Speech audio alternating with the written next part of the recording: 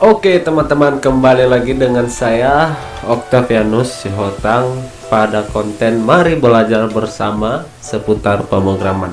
Oke, pada sesi kali ini kita akan beralih ke pemrograman C. Bahasa pemrograman C adalah salah satu bahasa tingkat tinggi. Perlu saya jelaskan, hari ini cuma teoris ya, jadi hanya pengenalan. Oke, pertama, dalam bahasa C itu ada baris komentar.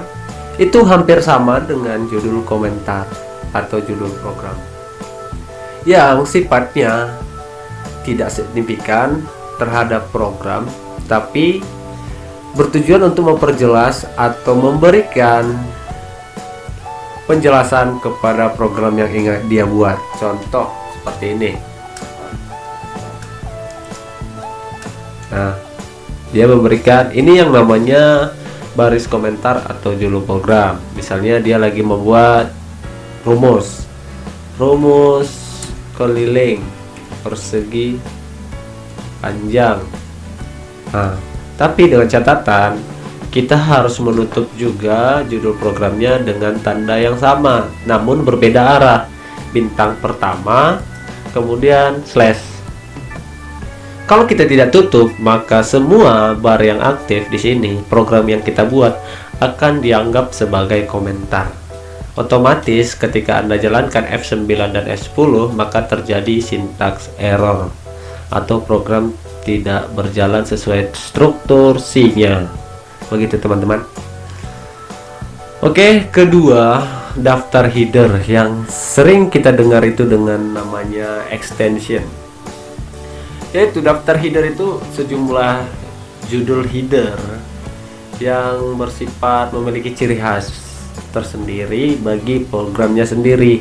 Contoh C ya ekstensinya mungkin .h, conio.h begitu. Oke. Dan yang ketiga yaitu deklarasi. Deklarasi itu umumnya suatu definisi sebuah program. Kemudian berikutnya yaitu deskripsi. Deskripsi itu merupakan apa ya, gua bilang ya, langkah-langkah penyelesaian masalah. Jadi analisis deh, itu yang namanya itu. Oke. Dan selanjutnya yaitu variabel. Tadi udah saya bahas. Variabel itu digunakan untuk menyimpan suatu nilai, apa ya, nilai yang dapat berubah-ubah deh, dan memiliki tipe data yang berbeda-beda. Bisa saja integer, bisa saja float gitu. Oke, kemudian konstanta itu adalah variabel yang isinya bisa berubah selama eksekusi program berlangsung. Contoh konstanta integer n sama dengan 10, kemudian kita berikan cross, definisinya apa, kemudian hasilnya berapa yang dicari, begitu. Kemudian fungsi main. Fungsi main itu wajib harus ada di program, karena fungsi inilah yang menjadi salah satu titik awal dan finishing untuk dieksekusinya suatu program. Jadi kalau nggak ada tanda main, maka program akan tidak dikenal mulai dari bawah include-nya. Include sampai return null-nya tidak akan dikenal. Otomatis terjadi permasalahan syntax error karena dia tidak sesuai dengan struktur dari pemrograman C-nya yang kita buat. Kemudian fungsi printf. Nah, fungsi printf ini hampir sama dengan kalau kita belajar di HTML, itu adalah P, yaitu menampilkan data atau teks ke layar. Oke, kemudian fungsi scanf. Fungsi scanf ini merupakan salah satu fungsi yang sangat sering kita gunakan ketika membuat suatu program C. Ketika kita berikan definisi, kita panggil print, kemudian persennya apa, maka fungsi scanf akan kita gunakan di situ. yaitu untuk menampilkan data yang dimasukkan ke keyboard.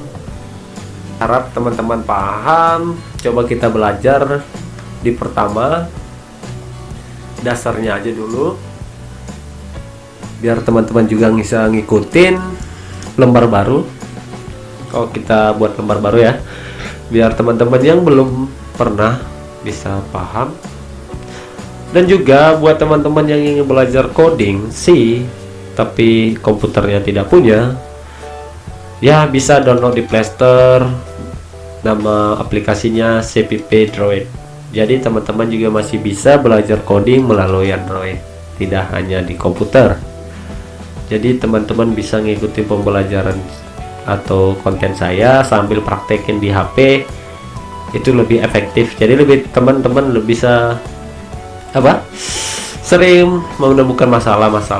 Jadi pemahaman sintaks error dan analisisnya akan berkembang. Oke, pertama kali kita membuat lembaran baru, kita klik file, pilih new, pilih source file, atau kita bisa tekan icon ini, icon new, atau menggunakan keyboard, tombol keyboard kita bisa gunakan Ctrl F file, pilih save as atau Ctrl S, terserah, save as, kemudian pilih project kemana yang akan kamu simpan. Misalnya saya berikan ke desktop, kemudian tipenya ubah menjadi C, jangan C++ short file. Nanti ketika kamu klik misalnya save tapi dia tipenya C++, maka dia tidak akan mengenal namanya printf. Kenapa? Karena setiap pemrograman itu memiliki ciri atau struktur tersendiri untuk menjalankan. Kalau di C kita menggunakan printf, kalau di C++ dia akan menggunakan code. Kalau di C kita menggunakan scanf untuk menampilkan data, maka di C++ adalah scene. Begitu teman-teman. Jadi pastikan kita mengubahnya menjadi source file C. Kemudian ubah namanya menjadi pengenalan pemrograman C. Kita save. Kita buat kolom komentar pengenalan pemrograman C. Kita tutup, bintang, slash, enter.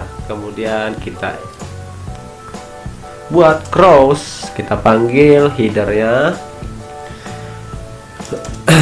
include studio.h, kemudian kita enter, kemudian kita panggil main.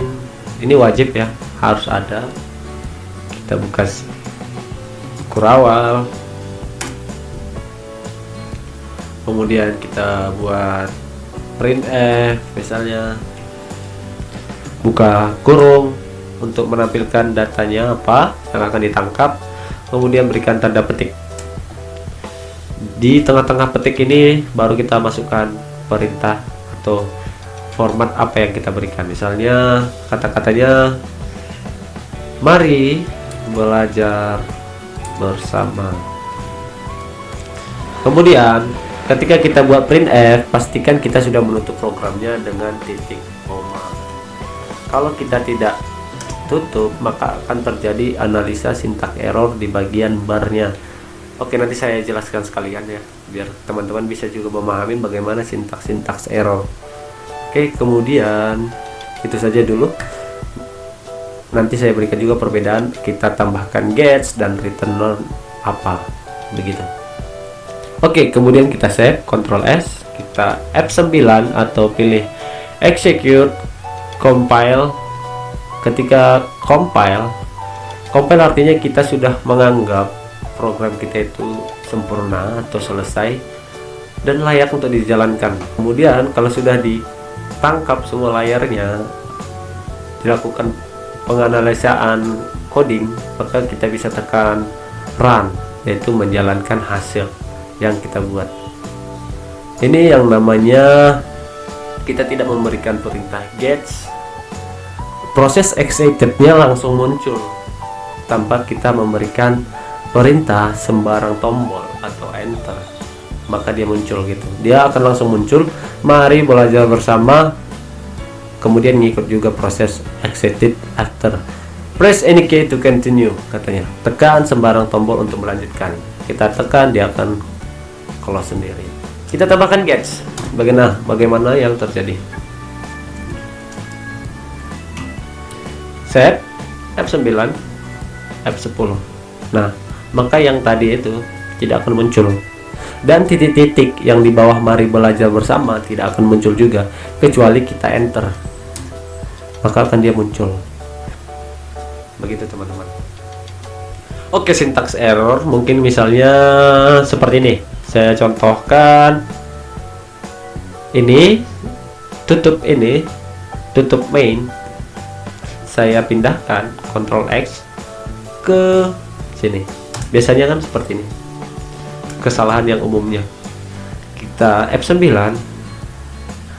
maka return null akan dianggap salah. Kemudian kita panik, pasti kita hapuskan. Kita hapus. Kita udah merasa benar nih programnya. Otomatis gets juga akan dianggap salah. Jika barnya merah seperti ini, berarti letak kesalahannya itu adalah di atas.